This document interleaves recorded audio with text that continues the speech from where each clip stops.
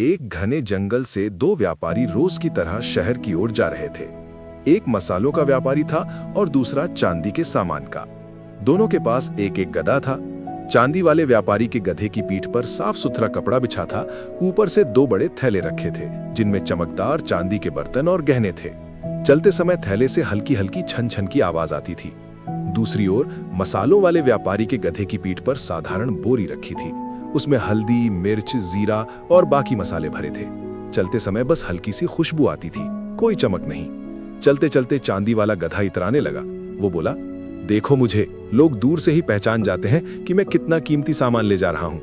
तुम्हारे पास तो बस बोरियां हैं, कोई खास बात नहीं। मसालों वाला गधा चुप रहा। वो बोला, भाई, बोझ तो दोनों उठा रहे हैं, फर्क बस सामान का है। लेकिन चांदी वाला गधा हंस पड़ा। फर्क बहुत है, कुछ बोझ की कीमत होती है, कुछ बस वजन होते हैं। जंगल थोड़ा गहरा होने लगा। रास्ता सुनसान था, हवा भी अब शांत थी। तभी झाड़ियों के पीछे से कुछ लोग निकल आए। उनके चेहरे ढके हुए थे। दोनों व्यापारी घबरा गए। बिना पीछे देखे वे जंगल की ओर भाग गए। गधे वहीं खड़े रह गए। उन लोगों ने पहले मसालों वाली बोरियां देखी। एक बोरी खोली, अंदर हल्दी और मिर्च थी। उन्होंने कहा, यह हमारे काम का नहीं। उन्होंने गधे को हल्का सा धक्का दिया और उसे भगा दिया। अब वे चांदी वाले गधे की तरफ बढ़े। थैले खोले, अंदर चमकदार बर्तन और गहने थे। उनकी आंखें चमक उठी। उन्होंने गधे को रस्सी से बांध दिया और सामान उतारने लगे। गधा घबरा गया। उसने भागने की कोशिश की, लेकिन रस्सी मजबूत थी। एक ने लाठी से उसे मारा ताकि वो शांत रहे। कुछ ही देर में सारा कीमती सामान उतार लिया गया। गधे की पीठ अब खाली थी, लेकिन वो दर्द से कांप रहा था। थोड़ी देर बाद वे लोग सामान लेकर चले गए। मसालों वाला गधा दूर पेड़ के पीछे खड़ा सब देख रहा था।